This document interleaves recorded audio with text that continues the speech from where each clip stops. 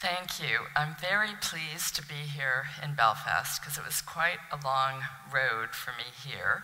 I began in the 1950s with a single mom who was wage earning in the Mad Men 50s in Middle America, trying to teach her daughter the new values that were blossoming. That is, that she could do anything she wanted as long as a woman. She did it twice as well as a man, and she would get half the credit. She had to learn to dance backward in heels so she could be complimented on her grace. But it was something that led me to feminism, that led me to thinking about how I could make a contribution in the second half of the 20th century. And so when I landed on these shores, welcomed here by the border police, and found myself deported, I was thinking, payback for that voyage of my ancestors over from Ireland. But nevertheless, I thought it was a really remarkable thing for me, a Civil War historian, to come to Belfast in 2006, and shortly after I arrived, the Queen came over here in order to bid farewell to the British troops that had been here.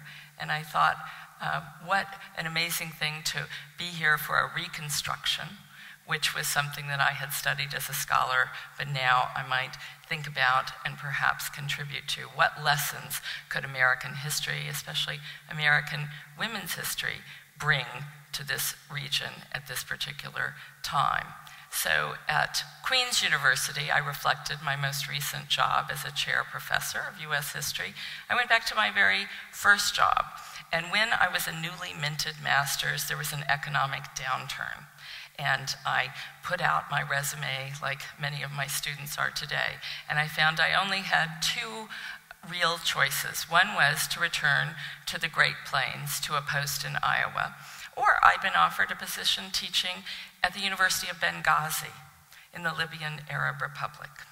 Well, I was 22, I was rather adventurous, and I thought this might be something to teach me some lessons. After all, as a Western feminist, where could you go but up after you're teaching in an Islamic fundamentalist republic? But I did learn that the Northern Irish phrase, could be worse, was a little bit difficult, because the worst that I encountered was as close as I want to come to worse. I was actually involved in a violent attack. I was beaten, I was raped, I was left half dead, and the police were involved suspiciously in this assault. It was something that really was traumatizing at the time, but it made me focus on survival instincts, on women, on how women shared experiences across the globe.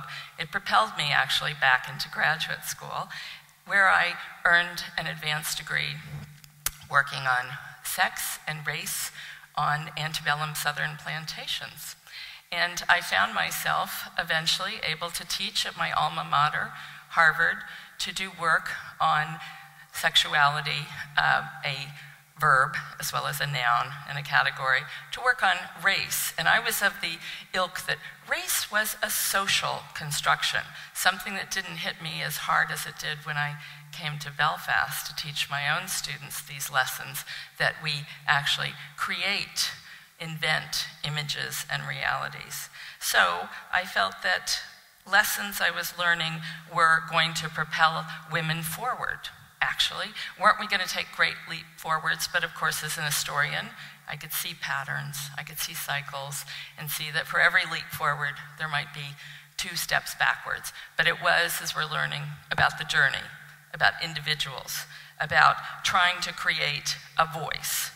And so, when I came here, struggling with accents, struggling with identifications, struggling with learning about communities, I found myself learning as much from my students as I hoped they were learning from me. Because each person in the classroom, man or woman, needs to learn their own voice, their own identity, how to construct themselves. And consciousness and education must go hand in hand. So I would teach lessons from American history, from the first American poet, who was Anne Bradstreet, who was often branded as a mad woman because she wanted to write and scribble and then even get published. And to this end, she said, "Who says my hand and needle better fits?"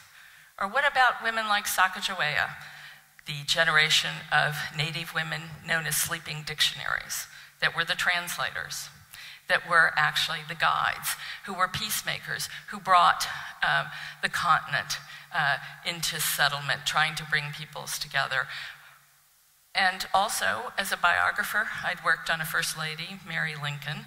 I'm not going to dwell on her, as she's often stereotyped as first shopper or a mad woman, even though I'm trying to do my best to rehabilitate her. But I'm going to look at someone else I wrote a biography of, Harriet Tubman, who was a favorite of a First Lady who I know has visited here often with profit. That would be Hillary Clinton. When she was a New York senator, she did much to try to promote the cause of women by looking at this heroic woman. She was born a slave on the eastern shores of Maryland. She was put out to work at the age of 6. She was then subjected to harsh labor, subjected to all kinds of exploitation. When her owner died in 1849, she decided that she would run to freedom. Once she got that freedom in Philadelphia in abolitionist circles and was working, she struggled to bring freedom to others. She went back into enemy territory, into the slaveocracy, rescuing slaves in groups. She became known as the Moses of her people.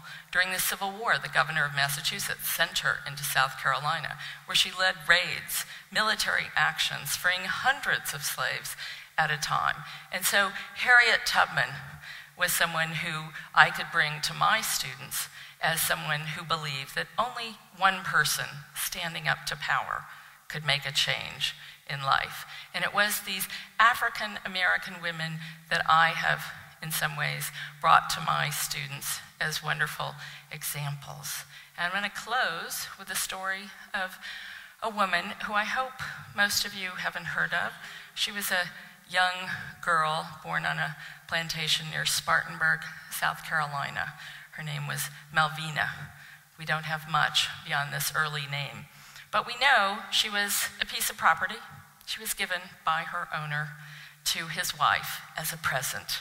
And that wife, upon her death, willed it to her daughter, who lived on a plantation in Georgia. So at the age of 6, this young black girl was transported like a piece of property to a plantation. Then we lose her record during the American Civil War. We know that she, like many of her generation, were subjected to harsh conditions on the road to emancipation.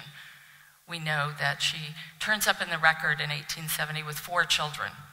One of them, most likely, was born to her, fathered by the son of her owner, a man named Shields.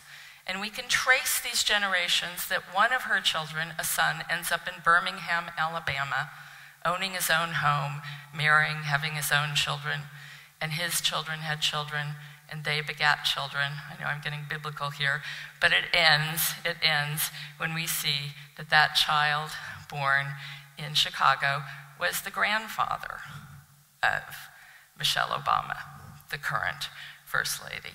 And so no longer will African American women be downstairs in history, be below stairs, be subjected to the kind of stereotype and harsh oppression. But through struggle, through history, through learning about the past, we can come to a better future. So I'm not asking my students just to continue looking backward or stop looking backward, but as you turn your face backward, also pivot forward. Also look to the future and remember resistance. Remember the great women that came before. And as Harriet Tubman, my hero, said, if you're tired, keep going. If you're hungry, keep going. Because if you want to taste freedom, keep going.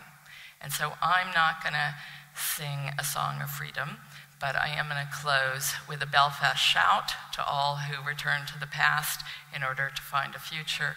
And think that our singer will actually be someone who can give us a nice song. Thank you very much.